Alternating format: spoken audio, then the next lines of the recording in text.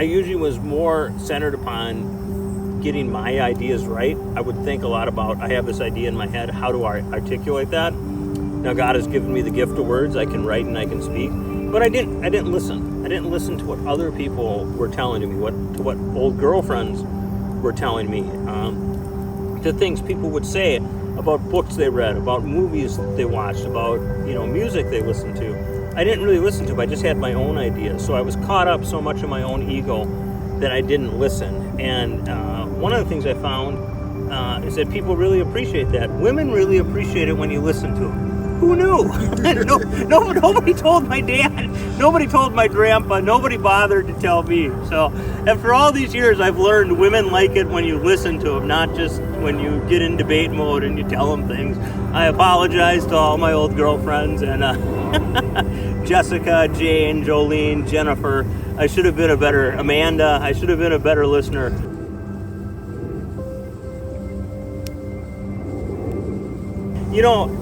It is a gift in disguise when you can't see well, that you focus on the audio. Just like with audiobooks.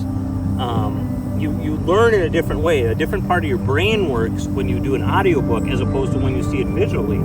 And that can actually be a benefit. There's certain things I remember now from books that when I would read them, I either didn't pick up on or I didn't pay attention to. So it is a gift if you can listen well, and it is a gift if you actually put time into listening. Absolutely not one of my strong qualities as a man, as a boyfriend, as a guy who has opinions. But in the next part of my life, absolutely. I want people to know I'm a good listener, that you actually hear them. One time, this lady accused me. She said, "You're not listening to me. You're just thinking of the next thing you're going to say." And I look back on that, and she was right. I wasn't really listening to her. I was just thinking about how am I going to rebut this? What is going to be my witty comment against this? So hopefully that part of me has changed. It took a lot of hardships, but I do think I am a better listener, and listening to actual people's stories, their hardships, their challenges, absolutely makes you a better man, makes you a better person, and it makes you understand people better than just your own preconceived notions about anything. So being a better listener, it's a goal of mine. I still have a long ways to go, but there absolutely has been improvement. My point is that once you have something bad happen to you, once you're disabled, once you're handicapped, you find meaning in that and you find a way to make a better life. But I don't like it that you never hear about any of the bad stories of what happened to people who were injured by the vaccines. All sorts of people I've heard things about. And when I look at the evening news, all you ever hear about are the deaths from COVID. You never hear about the people who got messed up by the vaccine. And then you see, who are the advertisers? All the main advertisers on the evening news, they're all pharmaceutical companies. So I never even realized that until all this happened to me. I don't like that. If you're gonna tell everyone to go out and get the vaccine, you also have to tell them the downsides. You also have to talk about the people who were injured, about the young guys that died, about the guys who got strokes, about the guys who got myocarditis. There needs to be honesty about that. That's one reason for doing this, but it's not the main reason.